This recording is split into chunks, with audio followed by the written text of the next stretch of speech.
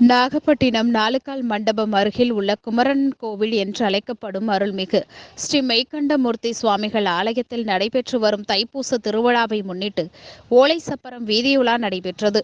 முன்னதாக மெய்கண்டமூர்த்தி சுவாமிக்கு சிறப்பு அலங்காரத்தில் பூஜை நடைபெற்று ரிஷப வாகனத்தில் எழுந்தருளி ஓலை சப்பரத்தில் மெய்கண்டமூர்த்தி சுவாமிகள் வள்ளி தெய்வானையோடு 4 வீதிகளிலும் வீதி வலம் வந்தார். இந்நிகழ்ச்சியில் ஏராளமான பக்தர்கள் தங்கள் இல்லங்களில் இருந்து அர்ச்சனைகள் செய்து மெய்கண்ட மூர்த்தியை தரிசனம் செய்தனர்.